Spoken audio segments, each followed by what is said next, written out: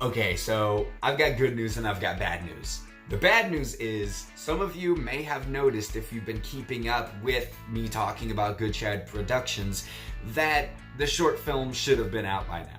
But there have been some difficulties with shooting certain scenes and rewrites and re-edits. There have been technical difficulties. And so the upload of the film has had to be postponed. It's not being scrapped, it's just being postponed to a later unknown date. And with Dalton, the writer, director, editor, with him being with his wife on vacation right now, I will keep you guys updated whenever I learn something. The good news though is that while we might not have the film itself, we do have a teaser trailer. So if you want to check out the teaser trailer, you can do that at the Goodshag Productions YouTube channel, to which the link is in the description. Like I said, I will let you guys know something as soon as I do. I might not be able to make a video on it as soon as I hear something, so go ahead and like my Facebook page and Goodshag Productions Facebook page. The links to all of that will also be in the description so that you can keep up and learn whenever a new development occurs. Now that we have all that out of the way, let's get to the review. So I was going to make a joke about how Zac Efron's playing a serial killer and how he started out as like this Disney Channel heartthrob, but I kinda already made that joke in the My Friend Dahmer review. So what's another tidbit of fun facts? Well, how about the fact that parts of this movie were shot up in northern Kentucky, which is like an hour and 45 minutes from here, and scenes were shot at the library on the Northern Kentucky University campus, where I went for a year and then flunked out of. Thank you, Channing. And where my girlfriend currently attends. So that's really cool. Plus, there was a scene shot at Pepper Pod, which is a diner that my friends and I would frequent all the time. Typically after long nights of getting absolutely smashed instead of going to class. Again, thank you, Channing. So, yeah, it's just really cool that parts of this movie were shot so close to me and very close to my girlfriend. But that has nothing to do with the movie. Anyway, let's go.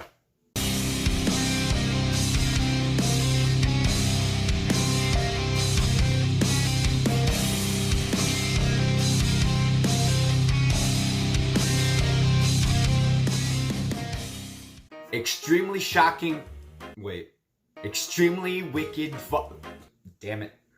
Extremely Wicked, Shockingly Evil and Vile is a film about Ted Bundy, a prolific serial killer throughout the 1970s who had the first nationally televised court case. He was adamant the entire time that he did not commit these murders, but there were certain people that he just could not convince.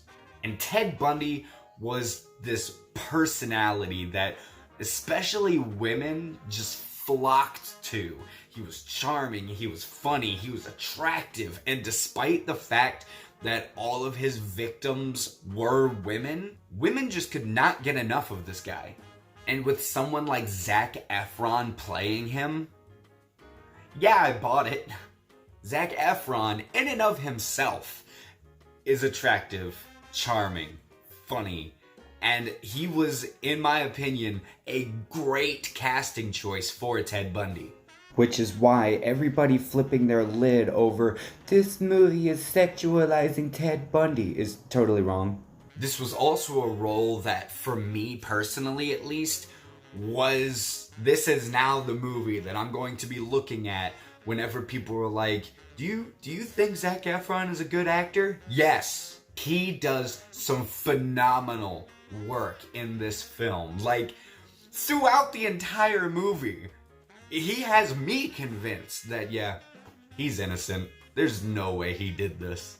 Even though this movie is based on real life events, I was rooting for this guy. Like, that's what this movie had me doing. I was sitting through the whole thing like, come on, they gotta let him go. He's absolutely innocent. There's no way he's some monster serial killer. You just wanted to believe him. And the way that he holds himself is just full of confidence, and he is so sure that he is going to get away with this. He's constantly telling his wife that they will get through this. It will be okay. Everything is going to be all right. And there are parts in this film she does a fantastic job as well. As he is sitting in prison and as he is trying to motivate her and tell her not to lose hope, she is just slowly just breaking down throughout this film because she doesn't know what to believe. Was she married to this monster, or do the authorities have the wrong guy? Either way that she looks at it, this is just tearing her apart mentally and emotionally and kind of physically, because she develops a drinking problem because of all of this. She does a damn fine performance as well. Those two are really the big highlights as far as actors go in this, because everyone else, they play their part. Like Haley Joel Osment is in this. I had no idea he was in this, and he really doesn't do a whole lot in this. Jim Parsons, he plays a lawyer. He does a good job. Like, I wasn't looking at him and going, oh, there's Sheldon. You know, I was like, oh, there's the lawyer. So he did a fine enough job, but nothing like standout worthy. Nobody's going to remember this movie for Jim Parsons. Just like I forgot John Malkovich was in this movie, and I just watched it. It was interesting that Jim Parsons was able to make you side against him, though, even though in reality we know that he's technically like the good guy. Like, we know that we should be rooting for Jim Parsons. So it's interesting that Jim Parsons was able to make what is essentially a correct lawyer seem like the bad guy. Ultimately, though, I give that to the writing, because the writing for this is really good. The chemistry between each of the characters with, you know, Ted Bundy and his wife, and then Ted Bundy and his second wife, everything just flows very naturally. As far as conversations between the characters go, there is a part of the film that does not flow naturally, and that is really just the pacing of the plot. Because this is by no means like going through the murders with Ted Bundy. It's very much like My Friend Dahmer in that aspect. It focuses on one part of the killer's life as opposed to just this general look at it. With My Friend Dahmer, it focuses on his life in like teenage years leading up to his first kill. In this film, Ted Bundy is like already a killer. Like, he's already been killing people. And it focuses on the trial and all the trials that he was in. And focusing mainly on that, we get like right into it. Like, it's like that and he's arrested. So we really don't get a whole lot of time to connect a whole lot with him and his wife. We get that there is a strong connection between them, like, as the film goes on, but right from the get-go, we're like, oh, they're a cute couple, now he's arrested. It all seems to move very fast-paced, and it might be a little too fast to be 100% enveloped in their relationship.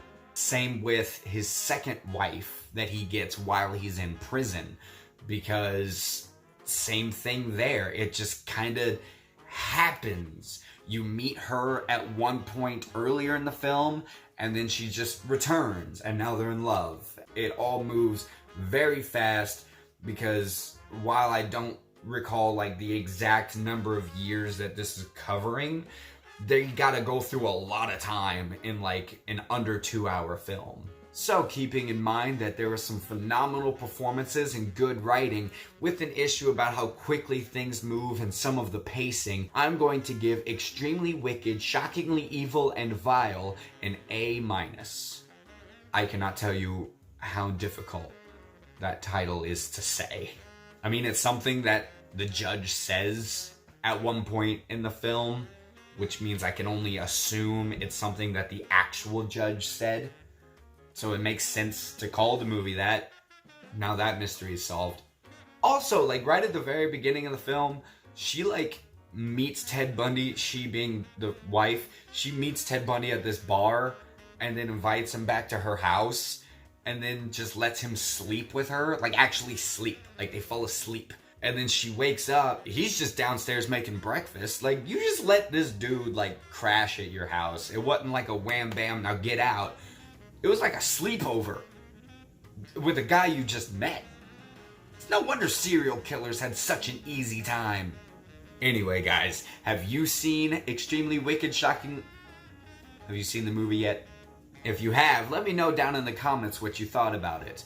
Or, I think I asked who your favorite serial killer was in the last one, but if I didn't, then tell me that if you have one. Or, what is your favorite film based on a serial killer? It can either be a film like this, or I'll even take a documentary. Whatever it is, let me know down below. Don't forget to check out my social media. The links to all of that will be down in the description. While you're doing that, don't forget to hit the like and the subscribe so that I can see you guys next time.